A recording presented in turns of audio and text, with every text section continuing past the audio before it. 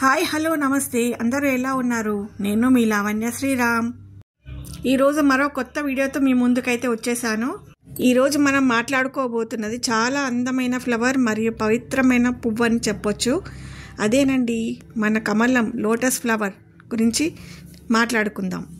కొత్తగా మిద్దె తోటలో లోటస్ ఫ్లవర్స్ పెంచగలమా లేదా అని డౌట్ పడేవారికి ఈ వీడియోలో అయితే మంచి ఇన్ఫర్మేషన్ అయితే ఉంటుంది.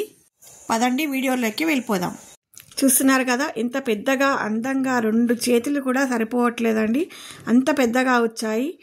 రాను రాను ఇంకా పెద్దగా వస్తాయి అనుకుంటున్నాను.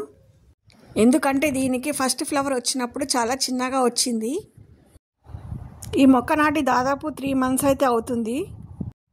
మొక్క బలంగా అయినా కొద్దీ ఫ్లవర్ సైజ్ కూడా పెరుగుతున్నట్లు నాకు అనిపిస్తుంది. నేను యూట్యూబ్లో లోటస్ వీడియోలు చూసినప్పుడు ఈ మొక్కల గురించి కంప్లీట్గా తెలిసిన వాళ్ళే పెంచగలరని అనుకునేదాన్ని.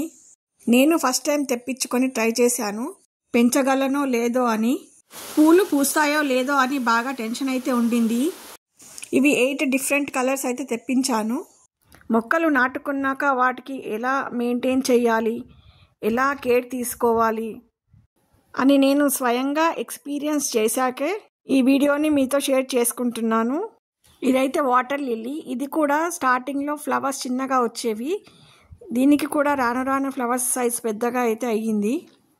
నేను చేసిన చిన్న మిస్టేక్ వల్ల అందులో 3 మాత్రమే సర్వైవ్ అయ్యాయి.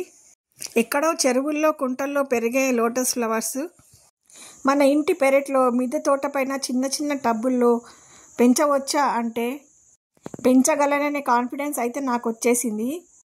ఇంత అందమైన ఫ్లవర్స్ మన పెరట్లో మన మిద్దె తోట పైన చిన్న చిన్న టబ్బుల్లో పూస్తే ఆ ఆనందమే వేరుగా ఉంటుంది. అసలు ఆ పూల దగ్గరికి వెళ్ళి నిలబడి చూస్తూ ఉంటే టైమే తెలియదండి, అంత అద్భుతంగా అందంగా ఉంటాయి. అసలు ఈ మొక్క నాటేటప్పుడు వీడియో అయితే తీయలేకపోయాను. చూస్తున్నారు కదా, టబ్బు నిండా పూలు మొగ్గలు. లోటస్ ఫ్లవర్స్కి పాటింగ్ మిక్స్ కలిపే విధానం వేరే ఉంటుంది. బాగా ఎండగా ఉంది కాబట్టి టబ్బుల్లో నీళ్లు పెడదామని వచ్చాను. దీన్నైతే బౌల్ లోటస్ అంటారు. ఫ్లవర్ సైజ్ కొంచెం చిన్నగా ఉంటుంది. ఈ ట్యూబర్స్ అయితే నేను మార్చ్లో అయితే తెప్పించాను. ఈ మొక్క నాటిన 1 week నుంచి వీడియో తీయడం అయితే మొదలుపెట్టాను. ఈ ట్యూబర్స్ తెప్పించుకున్నాక మట్టి మిశ్రమాన్ని ఎలా కలుపుకోవాలి, ఎన్ని రోజుల తర్వాత నాటుకోవాలి, నాటుకునేటప్పుడు ట్యూబర్స్ని ఏ డైరెక్షన్లో పెట్టాలి, రీపాట్ ఎలా చేయాలి, మరో వీడియోలో డీటెయిల్గా తెలుసుకుందాం. కాకపోతే సరైన పద్ధతిలో మొక్కని ఎలా పెంచాలో, ఎలా ఫర్టిలైజర్ ఇవ్వాలో ఈ వీడియోలో అయితే తెలుసుకుందాం. ఈ మొక్కలు నాటుకున్నాక 10-15 days వరకు అయితే వీటిని నీడలోనే ఉంచాలి. 15 days తర్వాత 6 నుంచి 8 గంటలు ఎండ తగిలే ప్లేస్ దగ్గర ఈ టబ్బునైతే పెట్టాను. ఇలా ఎండలోకి షిఫ్ట్ చేశాక 1.5 month తర్వాత వన్ ఫైన్ మార్నింగ్ ఒక చిన్న మొగ్గ అయితే కనిపించింది. దాన్ని చూడగానే 1 కోటి రూపాయలు దొరికినంత సంతోషపడ్డా. ఇక దీని కేరింగ్ విషయానికి వస్తే పెద్దగా మెయింటెనెన్స్ చేసేది ఏం అవసరం లేదు. 15 daysకి ఒకసారి నీళ్ళు అయితే మార్చాల్సి ఉంటుంది. లేదు అలా మార్చలేము అనుకునేవారు చిన్న గప్పి ఫిష్, మోలీ ఫిష్లు దొరుకుతాయి, అవి అందులో వేసుకోవచ్చు. దోమలు గుడ్లు పెట్టినా, క్రిమి కీటకాలు ఏమైనా నీటిలో ఉన్నా ఈ చిన్న ఫిషెస్ ఎప్పటికప్పుడు వాటిని తినేస్తూ ఉంటాయి. నీళ్ళు కొంచెం ఫ్రెష్గా ఉంటాయి. ఎప్పుడూ టబ్బు నిండా నీళ్లు ఉండేలా చూసుకోవాలి. కుళ్ళిపోయిన ఆకులు ఎప్పటికప్పుడు తీసివేస్తూ ఉండాలి. ఇక దీని ఫర్టిలైజర్ విషయానికి వస్తే ప్రతి 15 days లేక దాని తర్వాత అయినా ఒక్క టబ్బుకి ఇచ్చే మెజర్మెంట్ అయితే చెప్తున్నాను. 1 గుప్పెడు vermi compost, bone meal powder కానీ ఎగ్షెల్ పౌడర్ కానీ ఇవ్వచ్చు. లేదు ఈ 2 ఇవ్వము అనుకుంటే NPK 1 spoon, 1 spoon Epsom salt, 1 spoon seaweed granules, ఇంకా 1 spoon మైక్రో న్యూట్రియంట్ పౌడర్ అయితే ఇస్తాను. ఇలా ఇవ్వడం ద్వారా మొక్కలకు కావలసిన పోషకాలన్నీ దొరుకుతాయి, పువ్వులు చాలా వస్తాయి, పెద్దగా పూస్తాయి. ఇంకా నేను చేసిన మిస్టేక్ ఏంటంటే నేను ఈ ట్యూబర్స్ తెప్పించినప్పుడు నా దగ్గర 2 టబ్బులు మాత్రమే ఉండే. అయితే నేనేం చేశానంటే 4 ట్యూబర్లు ఒక టబ్బులో, 4 ట్యూబర్లు ఒక టబ్బులో పెట్టి నాటుకున్నాను. ఒక 2 months తర్వాత ట్యూబర్స్ని సపరేట్ చేసి రీపాట్ చేద్దామనుకున్నాను. సో అప్పటికే ట్యూబర్స్ బాగా వేళ్ళు ఎక్కువ వచ్చేసి వేలు సపరేట్ చేయడం వల్ల వేళ్ళన్నీ డ్యామేజ్ అయిపోయి పాడైపోయి అవి చనిపోవడం అయితే జరిగింది.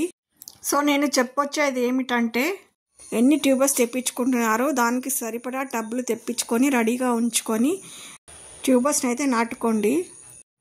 ఇలా చేయడం వల్ల మొక్కలు డిస్టర్బ్ కాకుండా ఉంటాయి. ఈ మొక్కకి ఫర్టిలైజర్ ఇవ్వాలి అనుకున్నప్పుడు వేర్లు మట్టి డిస్టర్బ్ కాకుండా నీళ్ళన్నీ మెల్లిగా తీసివేయాలి.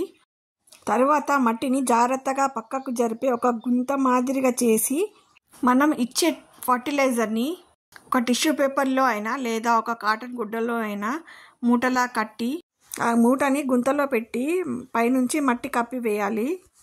తరువాత మట్టి పైకి లేవకుండా జాగ్రత్తగా ఒక ఆకును అడ్డం పెట్టుకొని నీళ్ళైతే నింపుకోవాల్సి ఉంటుంది.